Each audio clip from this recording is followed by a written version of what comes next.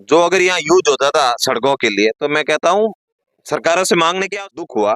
तो अगर ये पैसा थोड़ा थोड़ा ग्राम पंचायतों में दे दे व्यवस्थित रूप से, तो ग्राम पंचायत खुद ही अपने स्तर पर रोड बना देगी, किसी की जरूरत नहीं है। महंगे खनिज होने के बावजूद भी अगर कोई भी एरिया विकास से वंचित है, तो मैं इसे बड़ी एक तरह से कहूंगा विडम्बना है कि ऐसे जनप्रतिनिधि जो अपने आप को बड़ा महसूस करते हैं, उनके लिए भी ये बहुत बड़ी शर्म की। मैं विरमदेव और आप देख रहे हैं द खटर।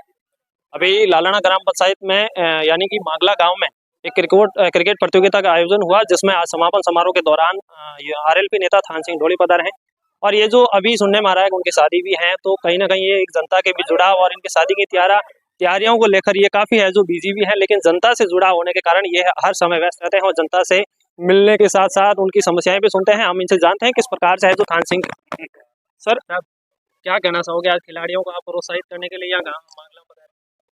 सबसे पहले तो सभी भाइयों को रामा सामा की मेरे ओर से बहुत बहुत राम राम।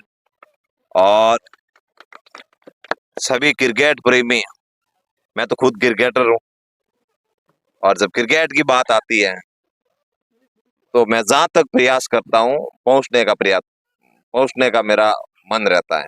और आगामी जो 2-3 दिन है उनमें मेरे यही कार्यक्रम है, क्रिकेट क्रिकेट क्रिकेट। एक जगह वॉलीबॉल है, बाकी सभी जगह क्रिकेट है। तो खेलने वाले खिलाड़ी के लिए इससे बड़ी गर्व की क्या बात होगी कि ऐसे आयोजनों में जिस मैदान में खुद खड़ा रहकर बैटिंग करता है, फील्डिंग करता है, बॉलिंग करता है, उसी मैदान में अगर उसको उसके भाई बतौर अतिथि के तौर पे बुलाए, तो मैं तो खुद को बहुत गौरवशाली महसूस करता हूँ।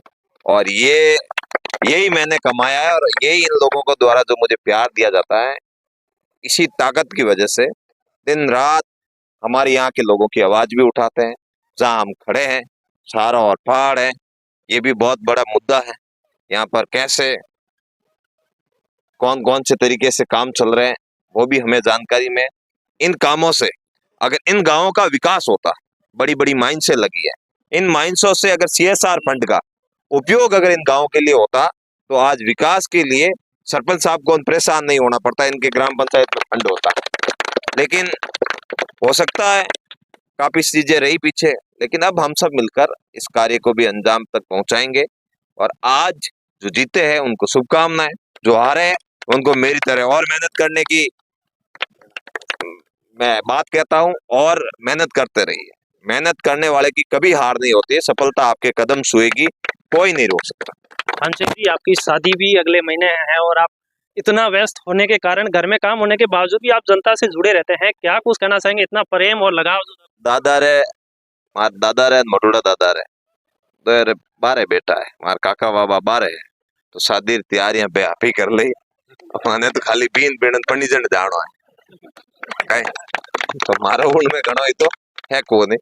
और फिर भी तैयारियां तो थोड़ी बहुत करनी पड़ती है, लेकिन वो करेंगे। और लेकिन ये भी बहुत जरूरी है, इनके बीच में नहीं आऊंगा तो ये नाराज हो जाएंगे, फिर शादी में कौन आएगा। बुलाना तो जरूरी है।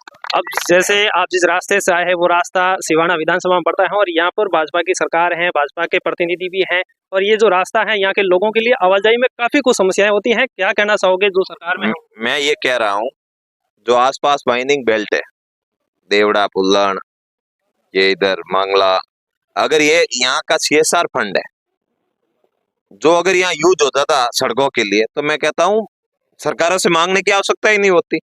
लेकिन बालोतरा के लिए बड़ी विडम्बना की बात है, मैं ओवरऑल पूरे बालोतरा की बात करता हूँ, चाहे रिफाइनरी का सीएसआर फंड हो, या सेसकर का पैसा हो, या फिर सिवाना क्षेत्र में किए जाने वाले माइनिंग का जो पैसा है, उन सभी रुपयों का पता नहीं कहाँ उपयोग करते हैं, कहाँ उनका उपयोग किया जाता है। अभी तक मेरे पास ऐसी कोई परफेक्ट जानकारी नहीं है।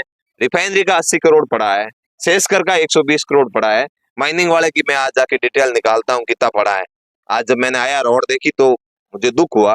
तो अगर ये पैसा थोड़ा थोड़ा ग्राम पंचायतों में दे दे व्यवस्थित रूप से, तो ग्राम पंचायत खुद ही अपने स्तर पर रोड बना देगी, किसी की जरूरत नहीं है। लेकिन हमारे लोगों को वो चीज नहीं मिली, मैंने आपको बिना पूछे ही बता दिया। लेकिन इसके लिए भी कुछ करेंगे। और मैंने तभी बात कही थी, पता चला है कि यहाँ इन पहाड़ों में इतना महंगा खनिज है जिनकी कोई लिमिट भी नहीं। और इतने महंगे खनिज होने के बावजूद भी अगर कोई भी एरिया विकास से वंचित है, तो मैं इसे बड़ी एक तरह से कहूंगा विडम्बना है और कई ऐसे जनप्रतिनिधि जो अपने आप को बड़ा महसूस करते हैं, उनके लिए भी ये बहुत बड़ी शर्म की बात है। मैं तो कहता हूं आप जागो, एक होकर पूरे एरिया का विकास करें।